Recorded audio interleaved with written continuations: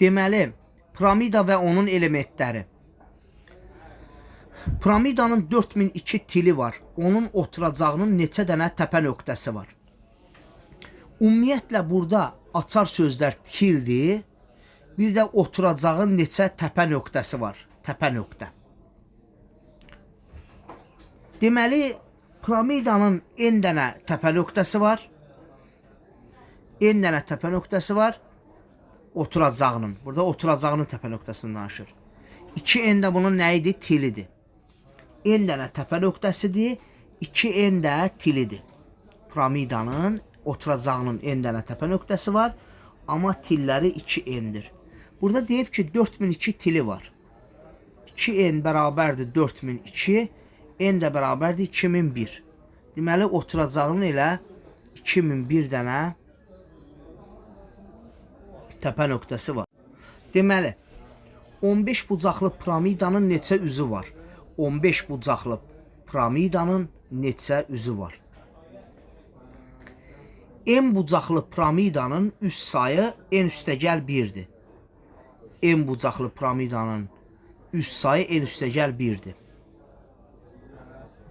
15 bucaqlı olanda üzü tapmaq üçün n'in yerinə deməli 15 yazmaq lazımdır. 15 üstəgəl 1 bərabərdir 16. Oldu. Deməli bucaqlının yanındakı bu ədəd var ha. Həmin ədədi n'in yerinə qoyanda üst sayını tapmaq olur. Belə. Piramidanın ən çox neçə yan tili oturacaq müstəvisinə perpendikulyar olur. Piramidanın ən çox neçə yan tili oturacaq müstəvisinə perpendikulyar olur. Piramidanın ən çoxu bir dənə yan tili oturacaq müstəvisinə perpendikulyardır. Baxın, belə bir piramida çəkək. Bax, bu perpendikulyar ola bilər təkcə. Bu birisi olsa, bu piramida əmələ gəlməyəcək. Başa düşdünüz? Ha, belə. Gördünüz? Ən çox bir dənə yan tili perpendikulyar ola bilir. Ən çox neçə yan üzü?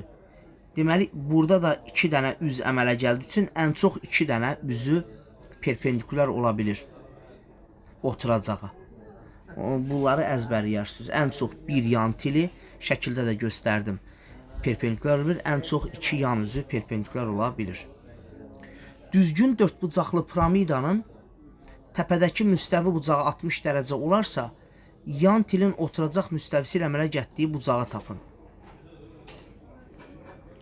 Düzgün piramidanın, düzgün dördbucaqlı piramidanın təpədəki müstəvi bucağı 60 dərəcə olarsa, yan tilin oturacaq müstəvisi ilə əmələ gətirdiyi bucağı tapın. Belə. Əgər belə eləyək də, bax, oturacaqdakı tərəf düzgün dördbucaqlı deyil, oturacağı A-A-A-dır. Bax, bu cür yanaşaq. Oturacağı A-A-dır. Düzgün dördbucaqlı olduğu üçün yan tillər də öz aralarında bərabərdir. B-B. B-lərin arası 60-dır, onda aşağıda da 60 var. Bunu gördük biz. Onda belə çıxır ki, elə B ilə A bir-birinə bərabər ki, bunlar hamısı 60-dır, onda B A-ya bərabər oldu. Deməli, bunun yan tili A-dır. Sonra yan tilin oturacaq müstəvisi əmələ gəldiyi bucaq. Oturacaq müstəvisi əmələ gəldiyi bucaq deyəndə yan tilin. Burada bunun proyeksiyası oturacaq var. Oturacaqdakı fiqurun böyük yeridir. Oturacaqdakı fiqurun nə idi? Böyük yeri. Böyük yeri nədir? Düzgün dördbucaqlı deyəndə oturacaq kvadratdır. Düzgün dördbucaqlı deyəndə oturacaq kvadratdır. Həmin kvadratın da böyük yeri A kök altda 2 bölünsün 2'dir. Oldu. Bunların arasındakı bucağı soruşur. Burada bitişik katet var. Bir de hipotenuz var. Bunu ancaq kosinusdan tapa bilərik. Kosinus alfa bərabərdir. A kök 2 bölü 2 bölünsün A. A'lar getdi qaldı. Kök altda 2. Belə. Belə olanda da deməli 45 dərəcə olur bucaq. Kök 2-ni 45 dərəcədə alır. Deməli belə. Bəzi məşqləri eləyək burada. Deməli yan tərəfləri M, oturacaq N'dir. Təpə bucağı da 60 dərəcədir. 180-60'ı çıxıb yarıya bölsək 60-60. Onda buradan çıxan nəticə M ilə M bərabər. Deməli bayaqki misalda elədiyimiz texnikalardan biridir bu. Sonra burada ABCD kvadratdır, tərəf də A-dır. ABCD kvadratdır, tərəf də A-dırsa, onda bütün tərəflər elə A olur. Oldu. Bunun diagonalının hamısı A kökdə 2 olur. Yarısı da olur A kökdə 2 böl 2. Həmçinin bu böyük yer deməkdir elə diagonalın yarısı. Sonra bura baxırıq. ABCD kvadratdırsa bütün tərəflər A'dır. Bu O mərkəzdir. Deməli buradan bura böyük yerdir. Böyük yeri dediyimiz kimi A kökdə 2 böl 2'dir. Burada da düzbucaqlı üçbucaqdır.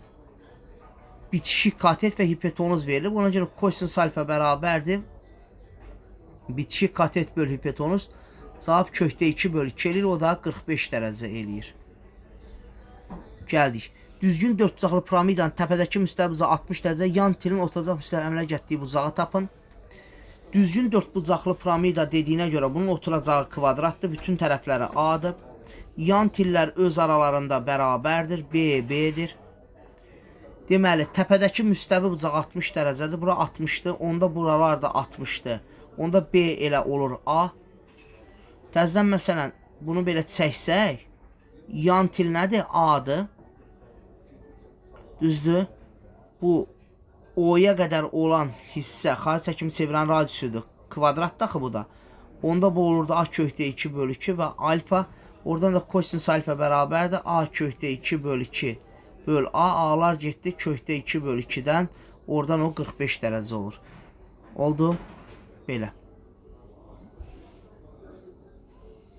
Onun suala baxırıq.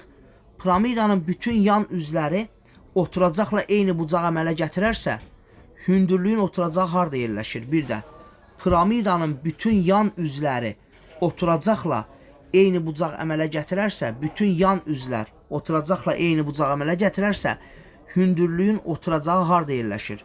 Hündürlüyün oturacağı daxilə çəkilmiş çevrənin mərkəzində olur. Əgər yan tillər yox, yan üzlər eyni bucaq əmələ gətirərsə,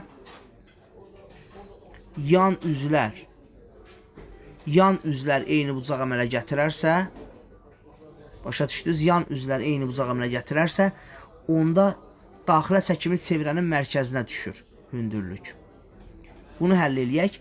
90-45 yuxarısı 45'dir. 45'in qabağı 8 ise bu 45'in də qabağı elə 8'dir. Düzbucaqlı üçbucağın daxilə çəkimi çevirən radiusunu tapın. Katetlər 5, 12 ise hipotenuzu bilirdiniz ki 13'dür. Daxilə çəkimi çevirən radiusu katet üstə gəl katet çıx hipotenuz böl 2 oldu belə. Gəldik bura. H daxilə çəkilmiş çevrənin mərkəzinə düşüb. Daxilə çəkilmiş çevrənin mərkəzinə düşübsə, buradan bura elə balaca eri göstərir. Bir də deyirəm, H daxilə çəkilmiş çevrənin mərkəzidirsə, onda mərkəzdən tərəfə qədər olan hissə elə balaca erdir. Balaca yer nətər tapırıq? 6 üstə gəl 8 çıx 10 böl 2. 14'dən 14, 4 2 bölündə 2. Bir də deyirəm, əgər hündürlük daxilə çəkilmiş çevrənin mərkəzindən düşübsə, həmin mərkəzdən tərəfə qədər olan balaca er sayılır. Gəldik bura. 3, 4, bu da 5. Oldu. 3, 4, 5. Aha, hündürlük daxilə çəkilmiş çevrənin mərkəzinə düşüb. Sonra burada apofem var. Apofem oturacaqla 45 əmələ gətirib. Yavaş-yavaş başlayaq. 3, 4, 5 isə bu mərkəzdən tərəfə qədər olan balaca erdir. Eri nətər tapırıq? 3 üstə gəl 4 çıx 5 böl 2. Cavab elədi 1. Deməli radiusumuz oldu 1. 90'dan 45 çıxanda oldu 45. 45'in qabağı 1 isə hündürlük də gəldi oldu nə? 1. Deməli apofem oturacaqla 45 əmələ gətirməyi və yaxud da deyirlər yan üz oturacaqla 45 əmələ gətirir. Bu söz də deyəcəklər bizə. Yan üz oturacaqla 45 əmələ gətir deyəcək və yaxud da apofem oturacaqla 45 əmələ gətir deyəcək. Onda bu üsulla işləyərsən. Belə. Bunların hamısını danışacağıq dərsdə də. Piramidanın oturacağı katetləri 5-12 olan düzbucaqlı üçbucaqdır. Bir də piramidanın oturacağı düzbucaqlı üçbucaqdır. Deməli, düzbucaqlı üçbucaq piramidanın oturacağıdır. Bunu belə çəkin həmişə. Oldu bu fason. Katetləri 5-12'də avtomatik hipotenuzu 13'dür. Bütün yan üzlər oturacaq müstəvisi ilə 45 əmələ gətirir. Bütün yan üzlər, görsən? Yan üzlər oturacaqla nəsə əmələ gətirir.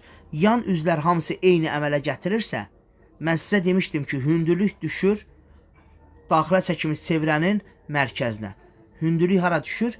Daxilə çəkimiz çevrənin mərkəzinə. Onda həmin o düşdüyü yerdən tərəfə qədər olan yer balaca yer sayılır. Bir də yan üzlər, bax bir neçə hamımız birlikdə təkrarlayaq. Yan üzlər oturacaq müstəvisi ilə eyni bucaq əmələ gətirirsə, hündürlük düşür daxilə çəkilən çevrənin düz mərkəzinə. Həmin o düşdüyü yerdən tərəfə qədər olan balaca yer sayılır. Əla. Balaca yer nətər tapırıq? Katet üstə gəl, katet çıx, hipotenuz böl 2. 2. Demək, radius 2-dir. Sonra deyir ki, yan üz 45 əmələ gətirir. Yan üz 45 əmələ gətirir nə deməkdir həm də? Yəni apofem deyilən şey 45 əmələ gətirir. Yan üz 45 əmələ gətirirsə, deməli apofem 45 əmələ gətirir.